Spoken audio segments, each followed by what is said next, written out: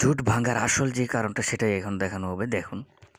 100-100-র উপরে বা 100-র আশেপাশে, এটা হলে আমি মনে করি সম্মানসূচক হয়। সেটা না হলে কি জোট আপনারা আলাদা করবেন এরকম? না, যদি সেটা না হয়, সেটা হবে না কেন? না হওয়ার যুক্তি কি? যদি কারোর জন্য এটা না হয়, তাহলে সে দায় দায়িত্ব তাকেই গ্রহণ করতে হবে।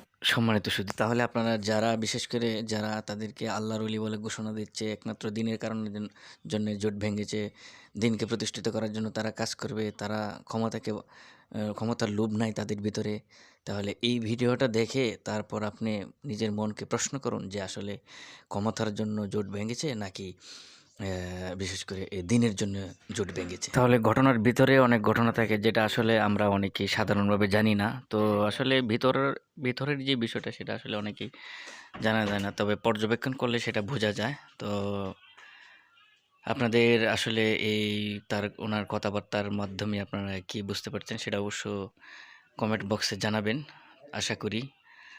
আর দেশকে ভালোবাসা বা দিনকে ভালোবাসা, দিনকে প্রতিষ্ঠা করা দেশের জন্য, দেশের মধ্যে এটা সকলেরই কাজ। যারা প্রকৃত মুসলমান তাদের সকলের জন্য এটি একটি দায়িত্ব। ধন্যবাদ। আপনাদের মতামত পেশ করবেন।